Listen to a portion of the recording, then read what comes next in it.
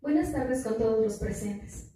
Quiero iniciar agradeciendo por acompañarnos en esta mesa redonda interactiva, en donde vamos a discutir cómo manejar el asma de una manera efectiva, con un enfoque en la colaboración en nuestro paciente asmático, el señor Jorge Urbina, con su familiar, el señor David García, la médico, doctora Nicole Garzón, la enfermera, licenciada Carla Caiza, y como farmacéutico, el señor Brian Palacios.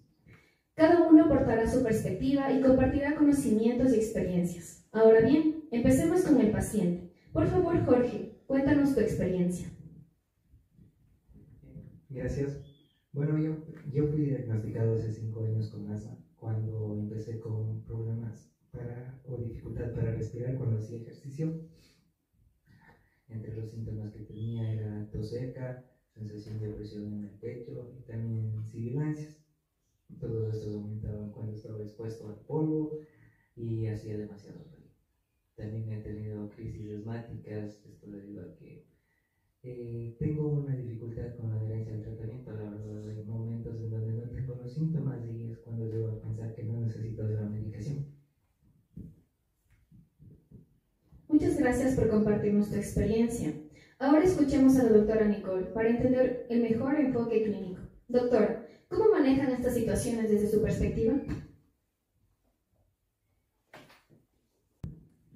Gracias por la invitación. Es importante hablar sobre el manejo del asma. Este comienza primero con un buen diagnóstico, que incluye identificar los desencadenantes como las alergias o irritantes, así como el señor Jorge indica que era el polvo.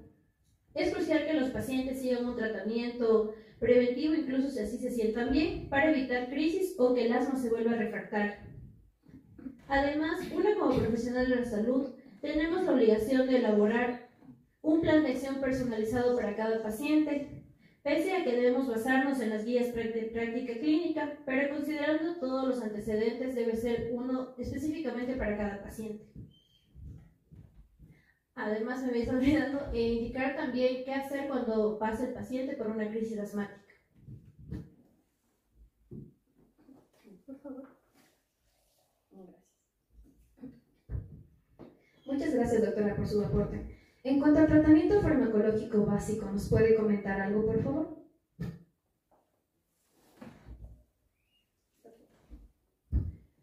Bien, para poder controlar el asma primero tenemos que identificar dos grandes grupos de medicamentos. El uno nos sirve para controlar en sí las crisis asmáticas, en donde utilizamos inhaladores de rescate que alivian rápidamente los síntomas.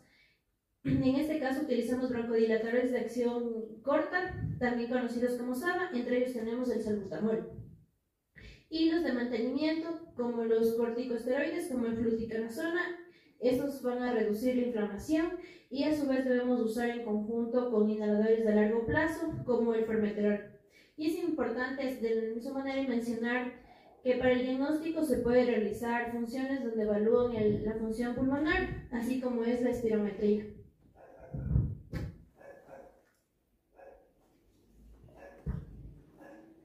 Gracias, doctora. La información que usted nos aporta es muy útil para comprender un poco mejor el contexto de esta enfermedad.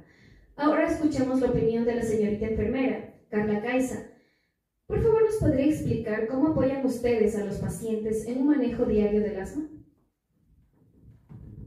Nuestro rol es principalmente educativo. Nosotros enseñamos a los pacientes cómo se debe usar un inhalador, porque no es intuitivo cómo es el uso. Por ejemplo, muchos pacientes no saben que se debe agitar el inhalador antes de usarlo o que se debe esperar entre las pulsaciones. También nosotros enseñamos cómo manejar los medidores de flujo máximo para poder monitorear o evaluar la función pulmonar en casa. Así también ayudamos a los pacientes a poder identificar patrones desencadenantes, factores desencadenantes como por ejemplo el humo o los cambios climáticos, y así trabajamos con ellos para minimizar su exposición. Y esto no solo al paciente, sino nosotros también educamos a los familiares para que ellos ayuden a que el ambiente en el que el paciente se encuentre empeore la condición del paciente. Muy amable, licenciada. En cuanto hay una parte fundamental fundamental como es el tratamiento no farmacológico. ¿Con qué actividades ustedes realizan esta parte? Nosotros tratamos de crear conciencia en la comunidad. Es por ello que es importante organizar talleres para nosotros poder enseñar a las personas cuáles son los síntomas tempranos y cuáles son los factores desencadenantes. Además de eso, también promovemos la actividad física a los pacientes que padecen asma, siempre y cuando ellos lleven su inhalador para así poder prevenir las crisis asmáticas. También hemos estado pensando en que sería bueno también trabajar en escuelas y lugares de trabajo para que ellos también adecúen el ambiente para las personas que padecen asma y también desarrollen planes de emergencia para las mismas personas. Muy amable. Ahora, por favor, señor farmacéutico, ¿nos podría explicar cómo es su trabajo y cómo este nos ayuda a tratar a los pacientes con asma? En mi caso como farmacéutico también es mi trabajo asegurarme de que los pacientes entiendan cómo deben tomar sus medicamentos. Por ejemplo, el uso incorrecto de los inhaladores es muy común y puede reducir su efectividad. También reviso las posibles interacciones de los medicamentos y oriento a los pacientes sobre sus efectos secundarios, como irritación de la garganta con corticosteroides inhalados. En serio, yo tengo ese problema. ¿Me podría ayudar con algún consejo? Claro que sí. Siempre trato de dar consejos prácticos y fáciles como evitar la irritación haciendo gárgaras después de su uso.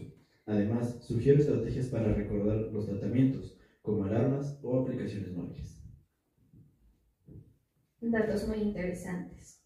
Ahora, por favor, señor David García, cuéntenos si usted ha recibido toda esta información que nos han comentado nuestros especialistas y cómo es apoyar a un ser querido con asma. Bueno, primero buenas tardes con todos. Tengo que agradecer por la invitación que me han hecho. Tengo que decirles que apoyar a alguien que tiene esta enfermedad es bastante complicado, sobre todo durante las crisis, y la verdad es que nosotros sí nos han sabido socializar de buena manera toda la información de cómo manejar estas crisis. Y de igual manera, algo que es bastante importante es mejorar el ambiente en el que viven estas personas, justamente el ambiente en el que vive mi hermano. En este caso lo que nosotros hicimos y que creo yo que es bastante importante fue justamente eliminar las alfombras y también utilizar filtros de aire, esto para evitar que haya algún tipo de alérgeno que le haga tener crisis a mi hermano.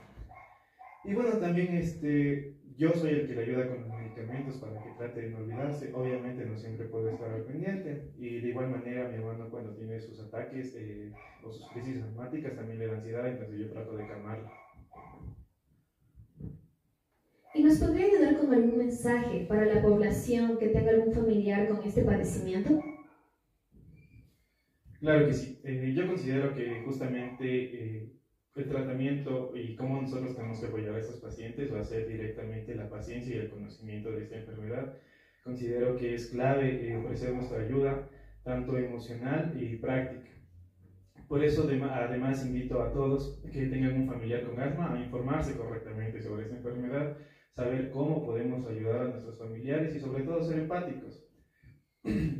También recordar que no es solo el tratamiento farmacológico, sino también en el ambiente, como les mencioné anteriormente, sobre todo en el lugar en el que viven, pero no hay que olvidarse que también en caso de que estudien o en caso de que trabajen, el ambiente tiene que ser adecuado para que no tengan crisis.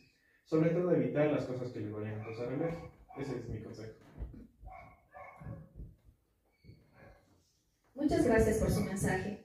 Bueno, el día de hoy hemos aprendido que el manejo del asma requiere de un enfoque integral, donde todos desempeñan un rol clave. Espero que esta conversación les haya brindado herramientas útiles y gracias por participar con sus valiosos aportes a todos. Y recuerden que la prevención y el conocimiento son fundamentales. Gracias a todos.